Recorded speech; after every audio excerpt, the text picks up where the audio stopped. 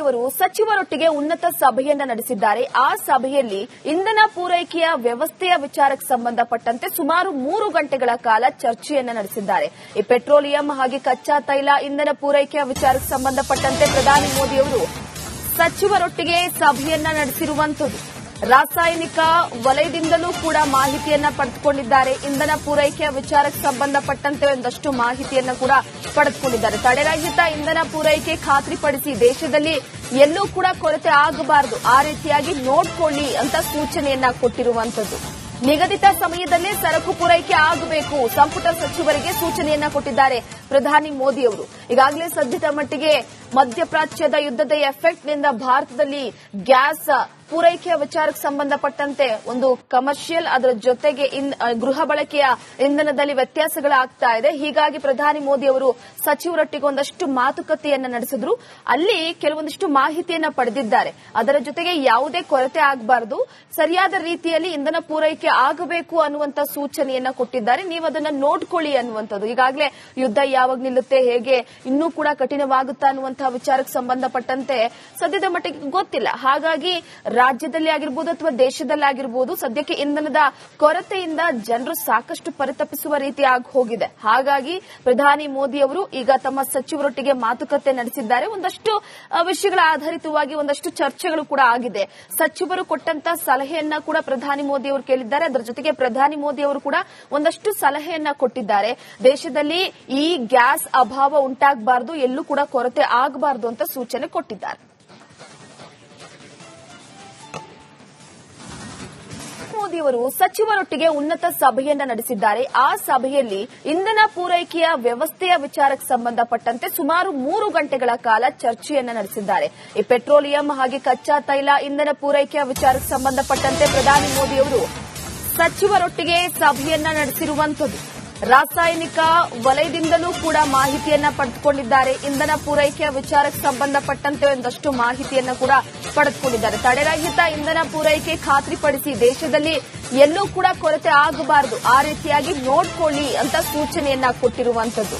ನಿಗದಿತ ಸಮಯದಲ್ಲೇ ಸರಕು ಪೂರೈಕೆ ಆಗಬೇಕು, ಸಂಪುಟ ಸಚಿವರಿಗೆ ಸೂಚನೆಯನ್ನ ಕೊಟ್ಟಿದ್ದಾರೆ ಪ್ರಧಾನಿ ಮೋದಿಯವರು. ಈಗಾಗಲೇ ಸದ್ಯದ ಮಟ್ಟಿಗೆ ಮಧ್ಯಪ್ರಾಚ್ಯದ ಯುದ್ಧದ ಎಫೆಕ್ಟ್ನಿಂದ ಭಾರತದಲ್ಲಿ ಗ್ಯಾಸ್ ಪೂರೈಕೆಯ ವಿಚಾರಕ್ಕೆ ಸಂಬಂಧಪಟ್ಟಂತೆ ಒಂದು ಕಮರ್ಷಿಯಲ್, ಅದರ ಜೊತೆಗೆ ಗೃಹ ಬಳಕೆಯ ಇಂಧನದಲ್ಲಿ ವ್ಯತ್ಯಾಸಗಳಾಗ್ತಾ ಇದೆ. ಹೀಗಾಗಿ ಪ್ರಧಾನಿ ಮೋದಿ ಅವರು ಸಚಿವರೊಟ್ಟಿಗೆ ಒಂದಷ್ಟು ಮಾತುಕತೆಯನ್ನ ನಡೆಸಿದ್ರು.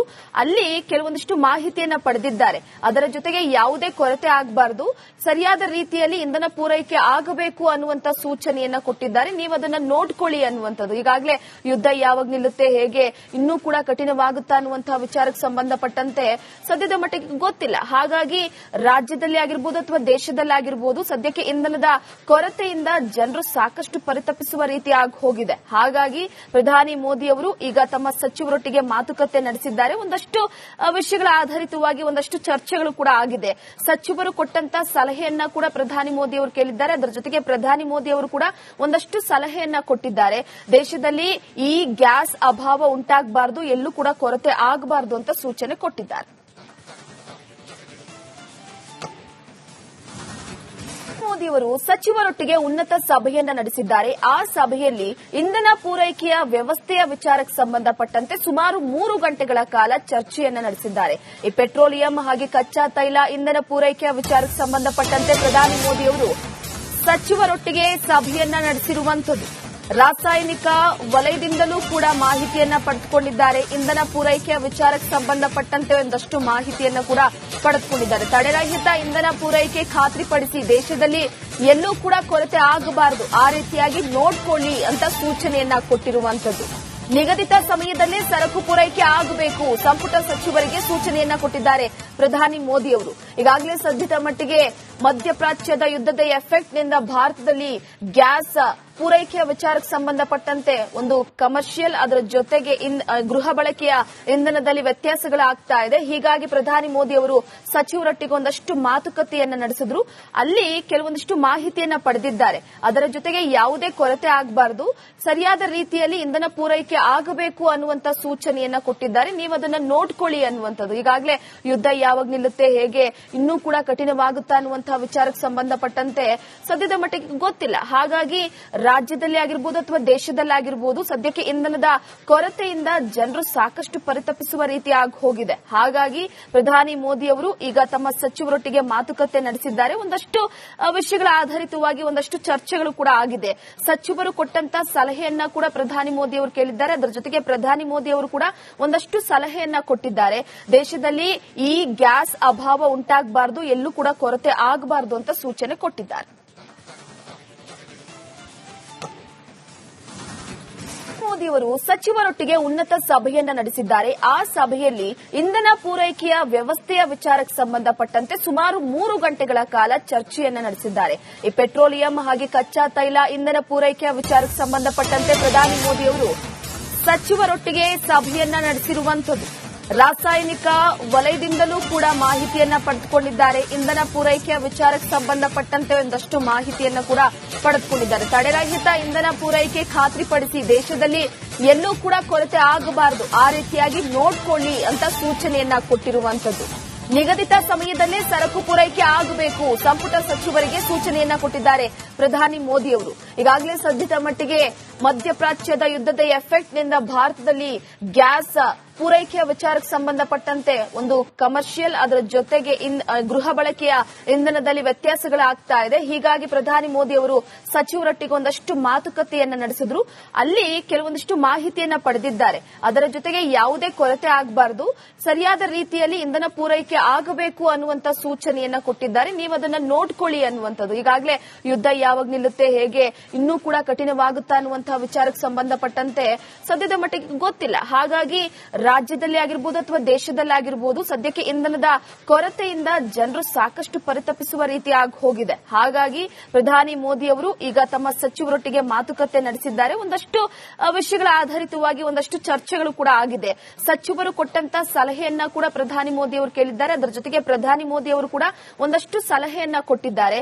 ದೇಶದಲ್ಲಿ ಈ ಗ್ಯಾಸ್ ಅಭಾವ ಉಂಟಾಗಬಾರದು, ಎಲ್ಲೂ ಕೂಡ ಕೊರತೆ ಆಗಬಾರದು ಅಂತ ಸೂಚನೆ ಕೊಟ್ಟಿದ್ದಾರೆ. ಮೋದಿ ಅವರು ಸಚಿವರೊಟ್ಟಿಗೆ ಉನ್ನತ ಸಭೆಯನ್ನ ನಡೆಸಿದ್ದಾರೆ. ಆ ಸಭೆಯಲ್ಲಿ ಇಂಧನ ಪೂರೈಕೆಯ ವ್ಯವಸ್ಥೆಯ ವಿಚಾರಕ್ಕೆ ಸಂಬಂಧಪಟ್ಟಂತೆ ಸುಮಾರು 3 ಗಂಟೆಗಳ ಕಾಲ ಚರ್ಚೆಯನ್ನ ನಡೆಸಿದ್ದಾರೆ.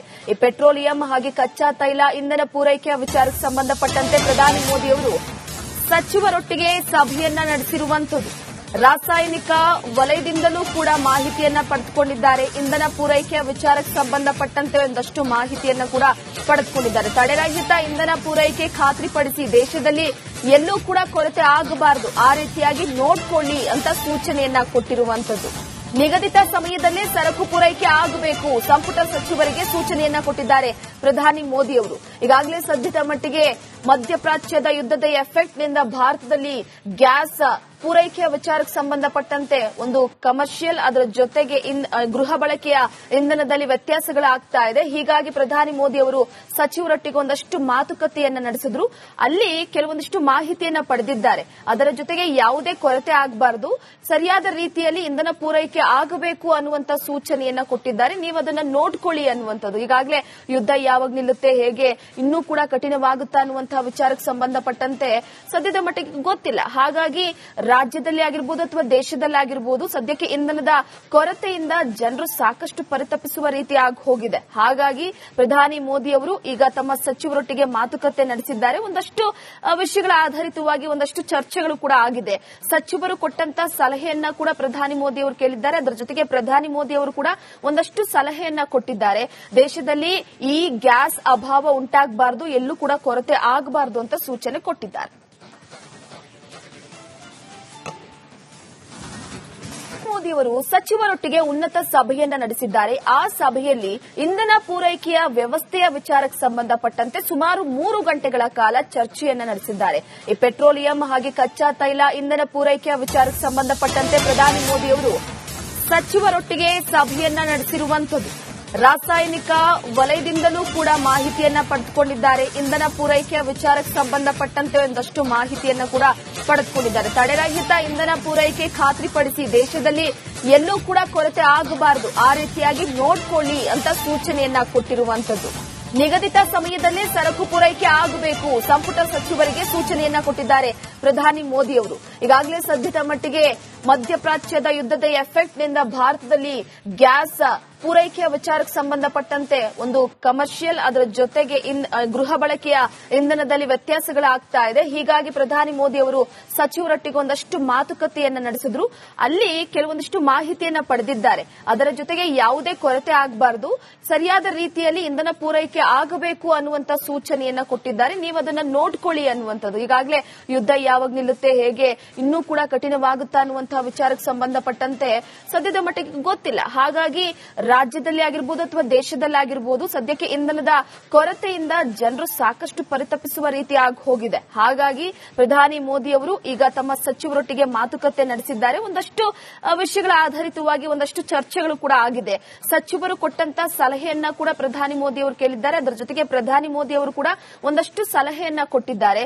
ದೇಶದಲ್ಲಿ ಈ ಗ್ಯಾಸ್ ಅಭಾವ ಉಂಟಾಗಬಾರದು, ಎಲ್ಲೂ ಕೂಡ ಕೊರತೆ ಆಗಬಾರದು ಅಂತ ಸೂಚನೆ ಕೊಟ್ಟಿದ್ದಾರೆ.